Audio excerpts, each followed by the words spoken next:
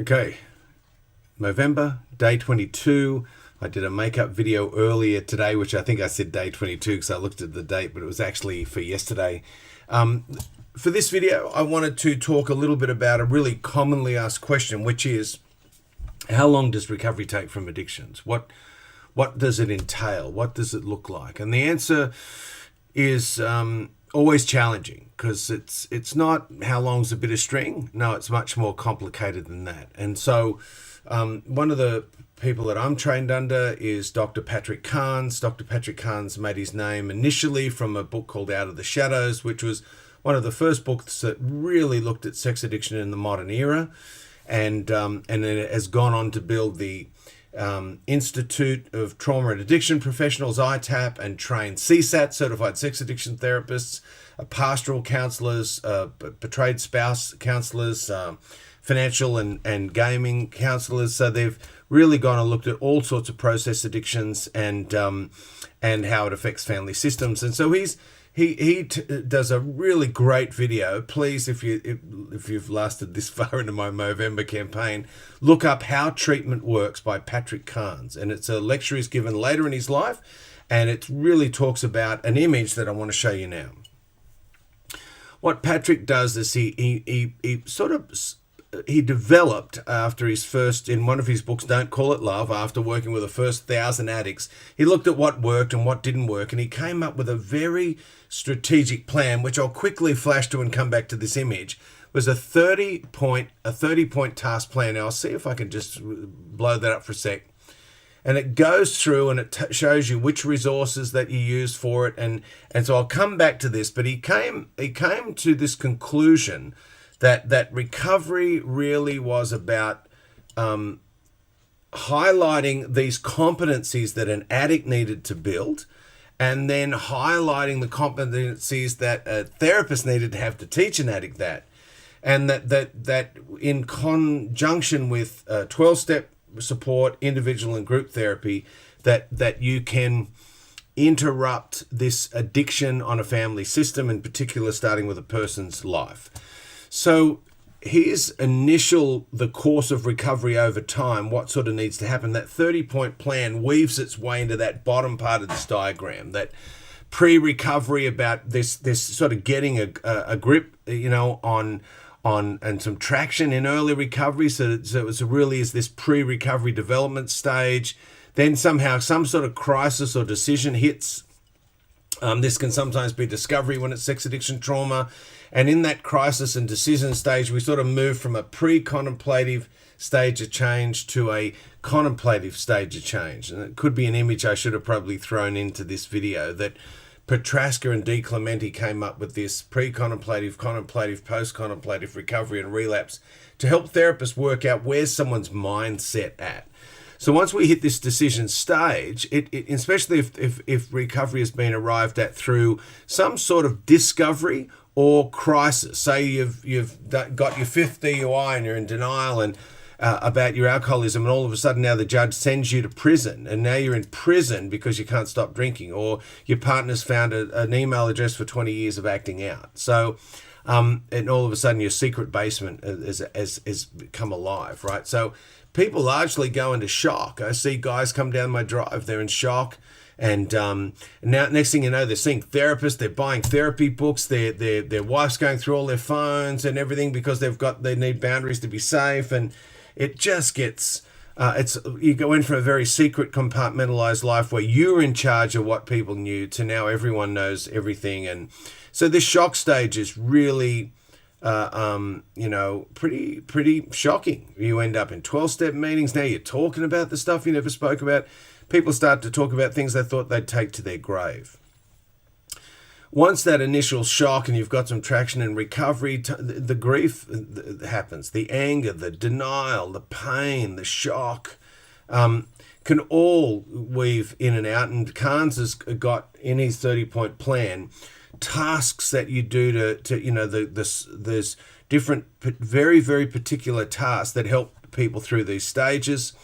The repair stage, was it 18 months to 36 months is where people are getting a bit of traction. They've got some continuous sobriety. They're doing some healing for addicts. A lot of addicts have done some sort of family program, that they've done full disclosures, that things are all out in the open now. And then we start to get some growth. And so sometimes people go, oh my gosh, 5 years, what are you talking about? That's crazy. But right from the get-go, right from when you make that decision, things start to get better.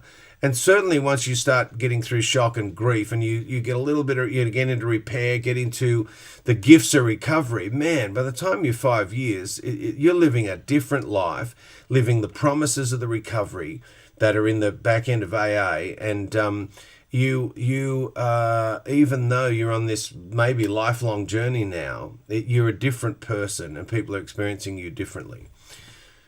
What Carnes does much better than I could do any justice to, so again, I'll mention that video, How Treatment Works by Patrick Carnes. He took the work, the hero's journey work of Joseph Campbell, and looks at how this sort of ordeal, this activity, this course of recovery over time fits with that bell curve of the hero's journey, where, you know, people start off in that state of innocence, there's some sort of call, there's some sort of initiation, you know, there's an ordeal, everything collapses, there's some sort of breakthrough, and then some sort of celebration and recovery.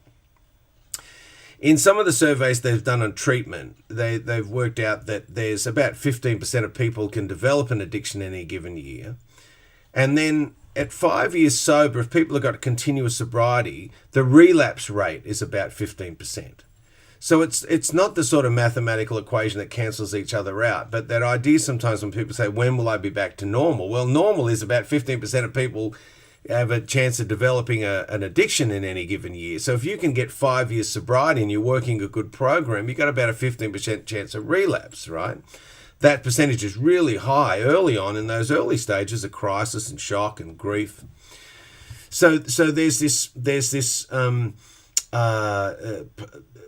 map that people can get hold of, and also I think what putting it up against the hero's journey is that there's going to be ordeals. The therapy work we need to do in the shock stage, the grief stage, even the decision stage. Getting a guy to go to, today I did the video 7 Tools of SLA, getting people to go to 3 meetings a week. I mean, when I went to detox of drugs and alcohol, they said 90 meetings in 90 days. I had no idea. I didn't know how that could work until I got home and realized all I did was drink and use drugs.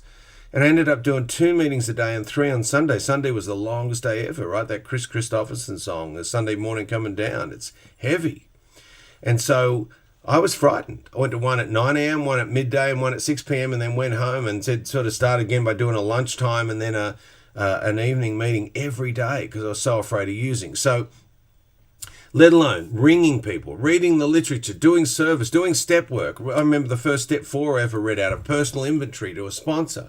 Horrific. Who ever thought you were going to do all that? So this is really heavy. So that idea that there's this ordeal and then this breakthrough, you know, when you start doing those things, you start getting, you know, I remember when I read that first 5th step, when the next 12-step meeting I was at, I looked at the steps and thought, oh, wow, I'm at step 6 now. I'm halfway through the program. It felt good, right? So even though you're in the ordeal, that activity is heading you towards breakthrough and reflection. So there's, you know, it gives us hope, even though it is a realist's hope. This 12-point plan would be, it's tough to describe, but look, initially we've got to break through denial. And that's the first chapter you'll see the little ledger down the bottom. Facing the shadow was the first 7 tasks.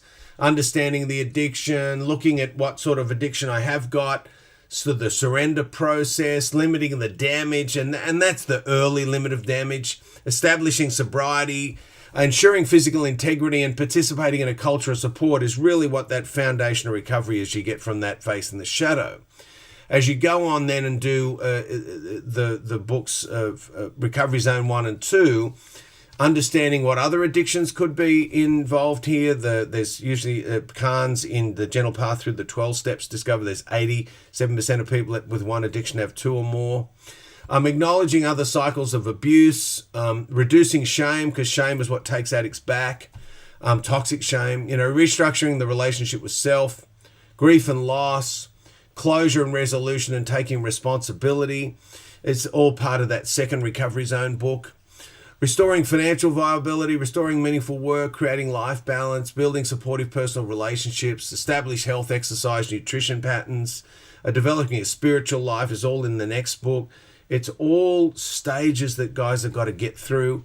The Creating Family Recovery, Courageous Love, Stephanie Carnes, and I know they're working at ITAP on more literature around this too, but, committing to recovery for each member of the family, resolving original conflicts and wounds, alter dysfunctional family relationships, resolving issues with children, resolving issues with extended family, working through differentiation, succeed in intimacy, commit and recommit to primary relationship. For a lot of people that get this far, their old marriage is dead. They've got to do things. Sometimes it's rituals, therapeutic work that leads them to restructure and recommit, go again in their marriage.